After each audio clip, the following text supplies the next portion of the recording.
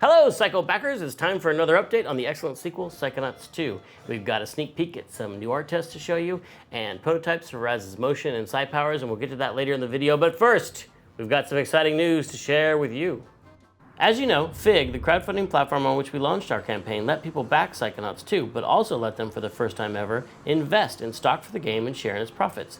Fig took reservations from many of you during the campaign, and we just received word that Fig has completed the approval process with the SEC and been given the green light to collect the investment money so many of you graciously promised during our campaign.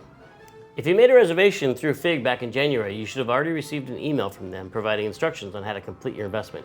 If you didn't see the email, or if you didn't back during the campaign but want to now, don't panic. Just go to the address listed below and follow the instructions.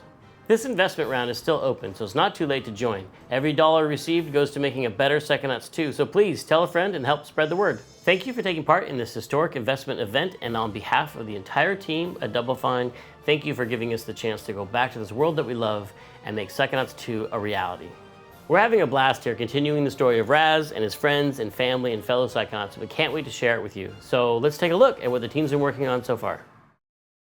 Okay, we're here with Mcclendon, who you met in our last update, and it was great, and you should watch it if you haven't watched it so far. But now we're doing a new update where Zach is going to show you a little bit of what we've been working on.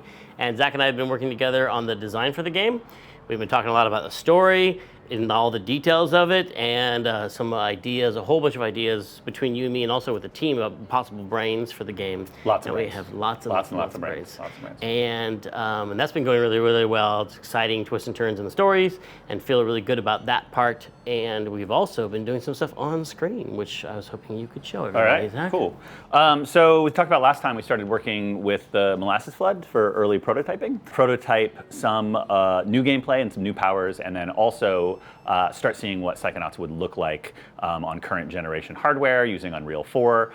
And the way that we decided to do that was by doing kind of a reimagining of the camp from the first game.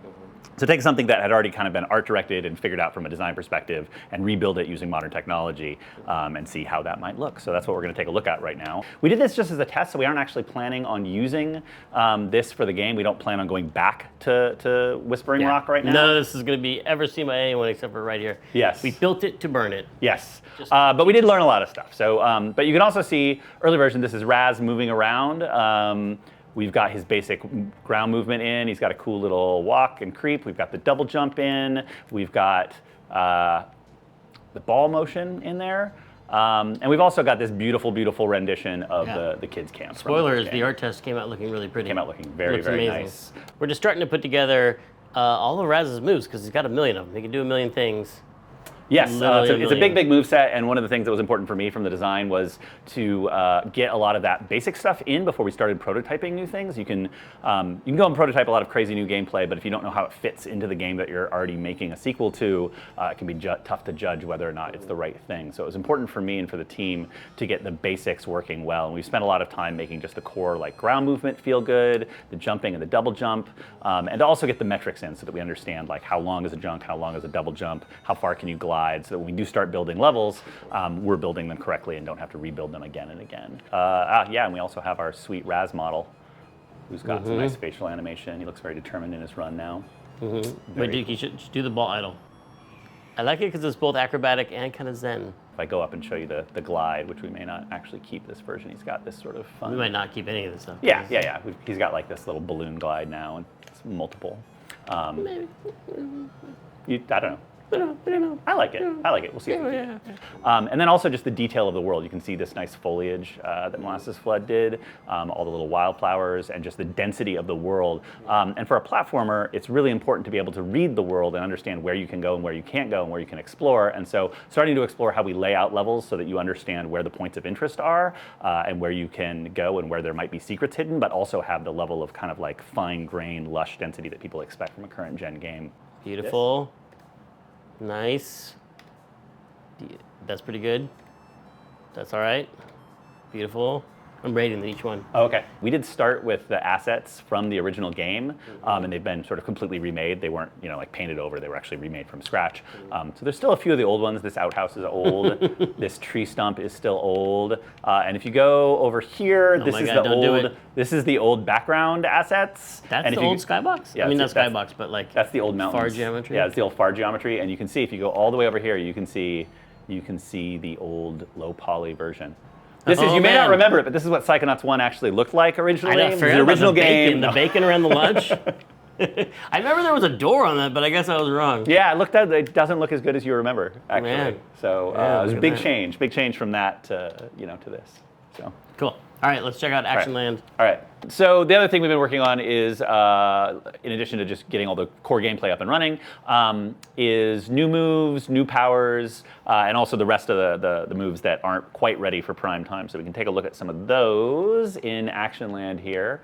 Like we've got the trapeze that is not ready for prime time. I like how he grabbed it reverse style. Yeah, it's a special trick. So like this is in progress, as you can see. We've got like the ledges, and you can see this is kind of like the thing that we use to figure out what all the distances are and check to make sure that they're still working. So double to foot land, so a double jump to a foot landing should be 290 meters, whereas a double jump to 290 meters. No, sorry, Unreal Fun units. units. Unreal units. Pulls are in. Monkey climbing. And he now does this at the top. What? That's amazing. I haven't even seen that. That one in since last time I checked it out. Whoosh. Yeah, he does that the hard way. And down the rail. Ba-doo. Bonk. Boing. Woo. How about tight ropes? Can you show me tight ropes? I'll show you tight ropes right now. Beep. Yep, there we go. So we got the basic version. Go Go back and forth. You can drop down, swing the hand around. over hand. What? Hand over hand. Yep. I like that. So we've got the old favorite, Telekinesis. Which is totally new. Which is totally new. You now can move around while you're holding things. You can throw stuff. You can grab it again. All the rest of that. We have Psy Blast. Early version of Psy Blast in. Like a Psy shotgun. Like a Psy shotgun. A sniper? No, something more cool and circusy, like... oh, look at that. Psy knives. Yes. So they could be knives or they could be pins. It could be chainsaws, giving Razz the ability to clone himself. Not really clone himself, but send a psychic projection. It would be a psychic projection. Confuse people about where he is. Of Razz's personality. But it opens up a lot of cool gameplay possibilities with kind of solving puzzles, sending one ahead of you, using them for combat, distracting enemies with them. We also have started doing some initial AI work and initial combat work. So we've got a basic sensor up and running. But we do have basic combat in. And his glasses fall off. Yes. And now you can TK his glasses and stab him in the eye. Like in Godfather 3. Psy Blast. We've got Razz's you guys tumble dodges and tumbles. So combat is probably earlier than a lot of other things right now, just because the way that we're constructing the game, we're first going to come up with a whole bunch of cool new powers for Razz and then design the enemies about making interesting challenges for all of those powers. So we're waiting until the powers get a little further along before we do substantial work on the combat and AI, which is why we've just got these jerks kind of running around like this right now. The other sneak up. Oh, big group attack. Big group of Razzes. There we go. And then they roll on out of there. Woohoo! Let's get out of here. There we go. Yeah. That's cool. That's awesome. Well, thank you, Zach. Thank you very much. You're making excellent progress.